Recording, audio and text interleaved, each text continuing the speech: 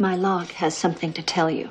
Tonight, we continue our journey through Invisible Residents by Ivan T. Sanderson.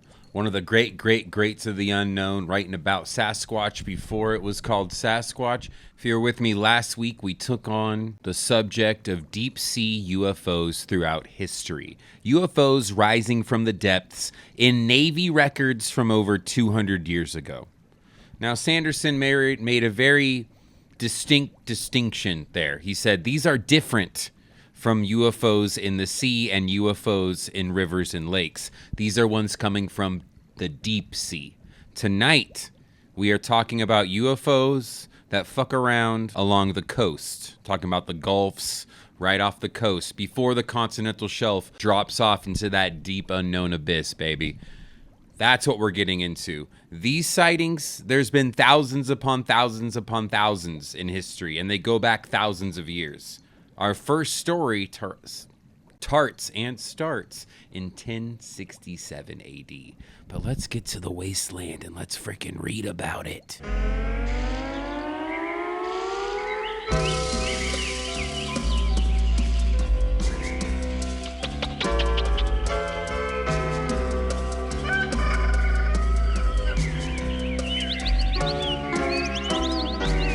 Ain't it pretty out here, folks? Look at that beautiful aurora borealis out there in the sky. We're out here at a drive-in theater. If you look in the background, it's like playing some sort of Creature from the Black Lagoon picture. So I couldn't resist building my little shack out here. The most important thing to remember about old Mr. Sanderson's Invisible Residents is that it is a setup for oints. And when I say oints, I mean other intelligences. It is a setup for one of the very first folks to propose to us the idea that these entities, these creatures, these UFOs, whatever they may be, are already here with us. They're remnants of an ancient civilization hiding here on Earth deep in the depths of our oceans. Sanderson's one of the first to talk about that. He's leading us to that hypothesis, but to get there, we have to start with belief. You have to just believe that something's going on in our oceans. Tonight, we're diving through a history of UFOs in the sea, off the coast, before the continental shelf drops off. We start in AD 1067 from Geoffrey Gamar's L'Historie des Anglais, quote unquote.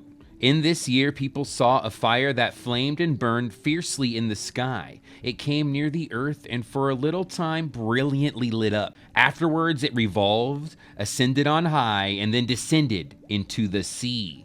In several places, it burned woods and plains, and in the country of Northumberland, the fire showed itself in 2 seasons of the year.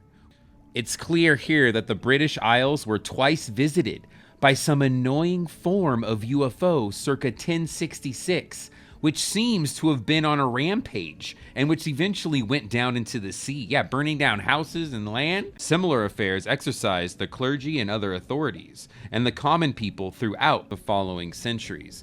And if you've been with me through reading Dimensions or some of my other videos, you know one of my favorite demon encounters takes place around the same time, where a whole village sees a UFO land and this green demon dance around a pyramid of lead that's on fire for several hours. The only thing that gets rid of the demon is a nurse of above reproach throwing milk on it. Then it goes, wow, and it goes back up into the sky.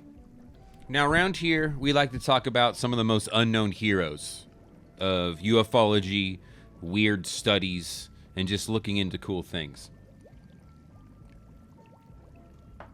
Now, one of those unknown heroes comes from the mid-19th century. And in 1860, he published a 58-page report to the British Association entitled Meteors and Fireballs from AD 2 to AD 1860. His name was R.P. Gregg, and he was a fellow of the Geological Society of Great Britain. Now, they don't just let any jokester in there. You got to be, not some wise guy. So he's a serious man, let's say. Now, what's interesting about this volume was just a footnote of several other studies of the same thing. Now, I've talked about this before. I like to talk about this stuff. We read about other smarter people than me have talked about it, how there's all this information already here, locked away deep in like museum archives and in books that nobody reads. This is an example of that. Because this dude R.P. Gregg, hero of the unknown, who published this in 1860, thank you, he was just publishing a summary of all these other reports that he read. Now, in his report, there are over 2,000 tangible objects people saw that maneuvered in the sky, fell from it, blew up, killed people, dropped all manner of junk from stones to metal objects, and great blobs of jelly-like substances, and which on occasion appeared out of or plunged into the sea. This is over 2,000 reports he collected that he felt were the most tangible out of the thousands that he read from AD 2 to AD 1860.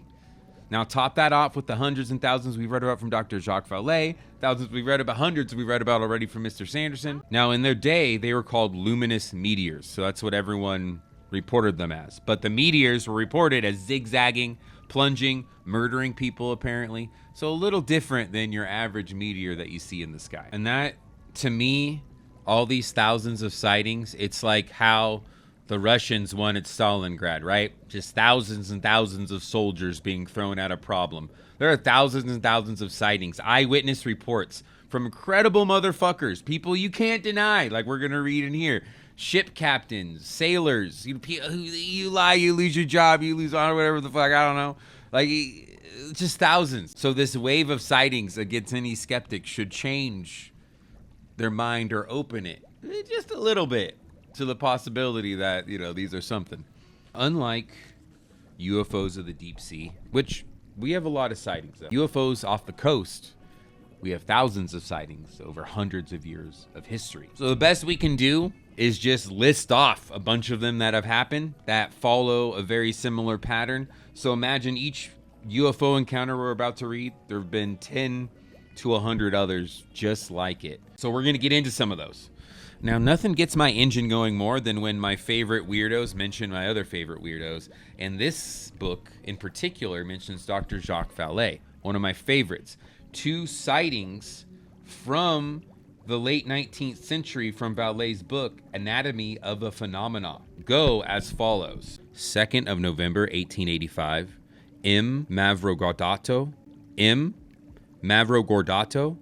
of Constantinople, at dawn, a very luminous flame, first bluish, then greenish, and moving at a height of 5 to 6 meters, made a series of turns around the ferryboat pier at Scutari. Its blinding luminosity lighted the street and flooded the inside of the houses with light. The meteor was visible for 1 minute and a half and finally fell into the sea.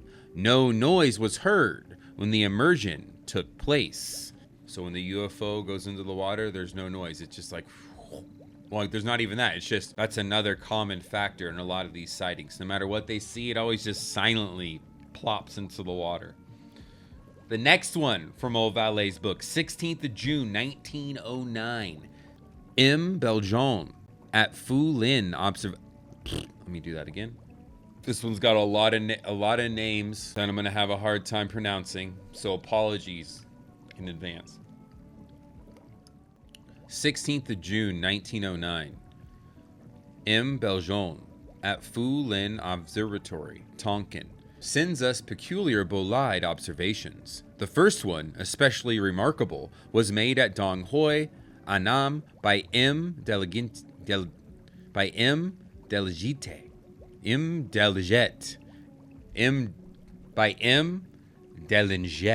inspector in the Civil Guard, head of the meteorological station at Dong Hoi. At June 16th at 4:10 a.m., a bolide of elongated shape, truncated at both ends, flew over the city on a west-east course, casting luminosity. The witnesses, Huang Nick of Dong Hoi and Tran Nin of Sa Dong Dan, Quinn of Dong Duong Hoi, and Don Lui of the same village, who were fishing at sea, reported that the phenomena lasted 8 to 10 minutes. Between the time the object appeared and the time it fell into the sea, it was about 6 kilometers from shore. From 1909, we jump to 1945. This is one of the most detailed of the cases available from this time period. Crew members of the U.S. Army transport Delaroff which had been hauling munitions and supplies to Alaska. The reporting witness recently interviewed was Robert S. Crawford,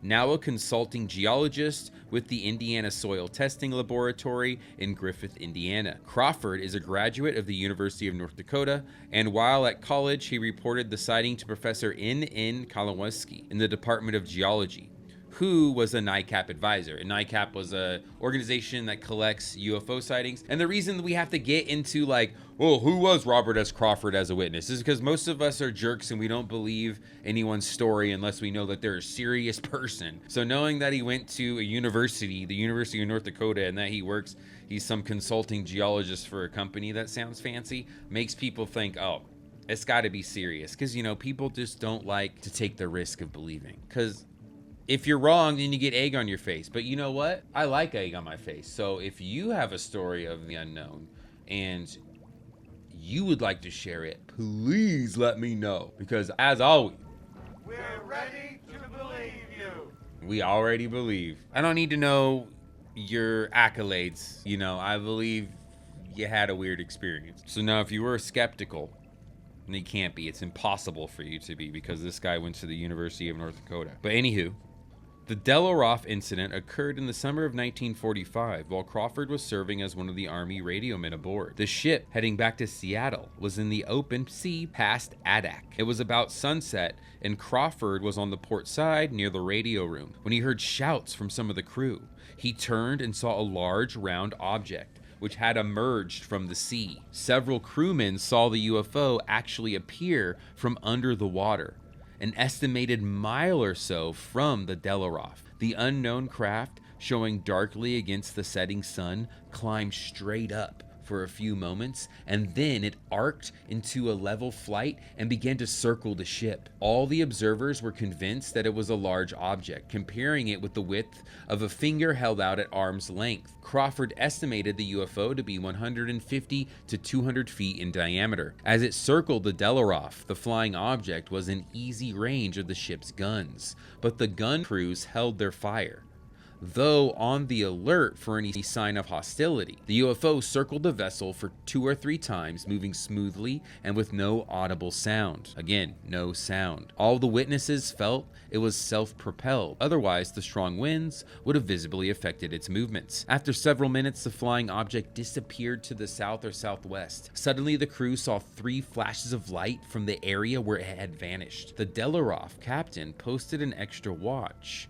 as the ship moved through the sector, but nothing was seen. All these sightings of UFOs coming in and out of the sea have been going on for centuries, and we're still going on very strong at the dawn of the modern space age, which incidentally, now let's think about this, it is interesting that in 1947, the dawn of the modern space age, or during that time in the 40s, right, it was the dawn of saucer mania. It was when we first flying saucers entered the lexicon. That's certainly interesting. We've had reports of strange lights in the sky forever. Then all of a sudden, there's one that's famous enough to get us all to call them flying saucers, and that happens to go along with when we're on the path to go to the freaking moon. What are you going to do? Now, in that same year, 1947, there was something off the coast of Southern California that much upset the populace. It occurred on the 20th of September of that year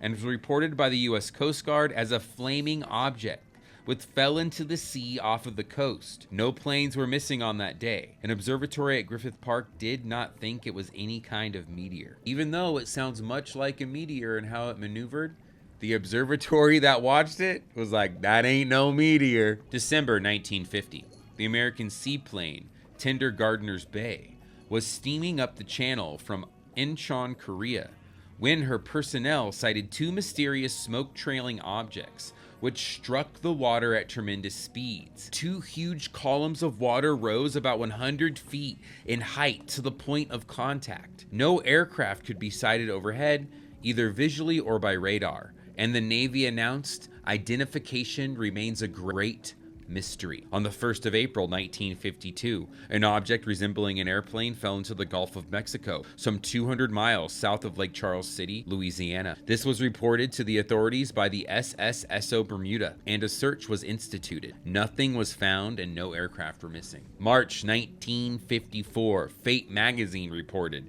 that a couple of months ago, San Francisco Bay Area police were swamped with telephone calls reporting that hundreds of boats were gathering just offshore. A search by Coast Guard revealed nothing. Other callers reported that there were hundreds of red and orange lights bobbing in the ocean just south of the Golden Gate Park. Investigation here also revealed nothing. In the late summer of 1954, on the Groot Beer, a Netherlands government ship arrived in New York with a report that 80 miles out, the crew had seen a strange, flat, moon-like object rise out of the ocean. Captain Jan P. Boshoff was called to the bridge as soon as it was sighted and observed it through binoculars. He stated that at first it was grayish but then turned brighter on the lower part. It also had bright spots resembling lights around the edges. The ship's third officer, Cornelius Cooey, reported that the object made an angle of 60 degrees to the southwest with the recently set sun. Measuring its altitude with the sextant at 8:15 p.m., he discovered that its speed was about 32 minutes of an arc of 1.5 minutes of time. Whatever the fuck that means. Does that mean really fast? And at the same time, the Honduran freighter Akaliki P sent a message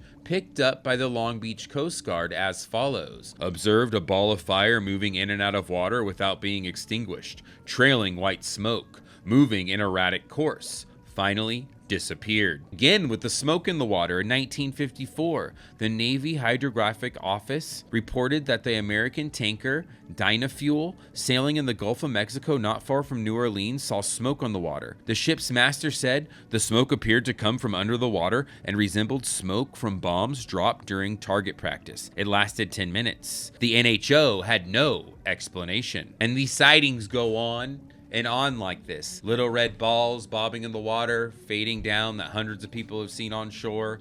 Sailors coming out, seeing a large just column of water shoot hundreds of feet in the air, then witnessing a craft zoom up into the atmosphere. It goes on for pages, because, you know, here we like to party, we summarize, we don't read the whole thing. You know, that'd be redonkulous. But if you should, you definitely should go pick up Invisible Residents. It's a beautiful compendium of sightings that will make any non-believer maybe open their mind a little bit. But they just go on. 56, 57, another in 56, 59, 61, all around the world. There's a bunch of sightings here in Korea, off the shores of Europe, America, but they all follow this same pattern. Every time, everything we'd read here would be crewmen went on to the poop deck. They saw a bright light hundreds of feet long, or a dark object hundreds of feet long rise from the sea. They called the captain. The captain saw it too. They reported it to the Coast Guard. Divers showed up to look, or they think like it's a craft falling. They think it's an airplane crashing. Divers and boats go search for hours. They don't find Jack. Over and over again, the same story. Hundreds and thousands of these,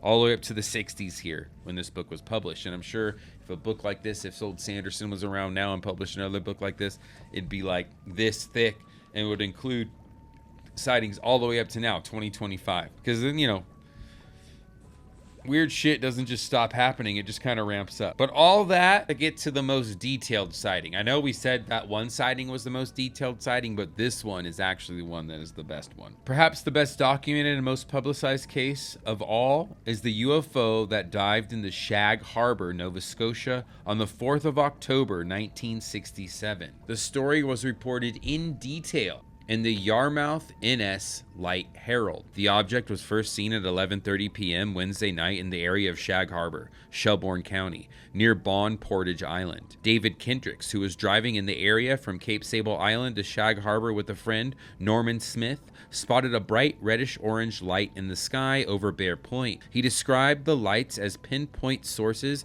which appeared in a row and came off and on at one at a time. The lights were at an angle of 45 degrees, dipping to the right, and the lights came in the order from bottom to top. At approximately the same time, Lori Wiggins, 19, sighted the object while driving with a group of 4 other people at Woods Harbor. He described the lights as 4 lights in a row which went on and off in order and tilted from a level to 45 degree to a 45 degree angle, just like the other dude, and disappeared slowly into the water. As they got out of the car, they saw the lights change to a single white light and bob in the water an estimated half a mile offshore. Wiggins then called the Woods Harbor RCMP, the police, who arrived at the scene within 20 minutes. Constable Ron O'Brien of the Barrington Detachment of the RCMP, with 2 other officers, saw the light floating on the water about half a mile offshore and reported that it was carried out to sea by the tide and disappeared before they can get a boat to it. In the meantime, a large number of other witnesses reported seeing the lights at the same time and in the same area. The RCMP immediately called the Canadian Coast Guard station at Clark's Harbor, and lifeboat number 101 plus 8 local fishing boats began searching the area. Within an hour, the boats had arrived in the area where the object had disappeared and reported finding a very large patch of bubbling water and foam. One fisherman described the froth as 80 feet wide and yellowish in color and said that he had never seen anything like it before in the area. 7 Navy divers searched the area for 2.5 days but found nothing, and the search was abandoned. The possibility that it was an airplane was discounted and discontinued by Canadian officials. No planes were missing. And then Sanderson goes on to say, you had enough? Had enough of all these sightings? Hang on to your metaphorical hats, because there's much worse to come. And that much worse to come he's talking about are the UFOs that people have seen rise out of the lakes and rivers in America and around the world. But that's for another night. We'll get to that next time. That is chapter... What chapter was that? Chapter 4? Chapter 3? That was chapter 3 of Invisible Residents by Ivan T. Sanderson. Our party through chapter 3. Again, if you want to get all the juice and read all the details of all the sightings that we talked about, pick it up. It's a beautiful book. Join us next time and we'll dive into the stranger mystery of UFOs rising out of the deep lakes and rivers in your own backyard. That's all I got for you tonight. Thanks for joining me.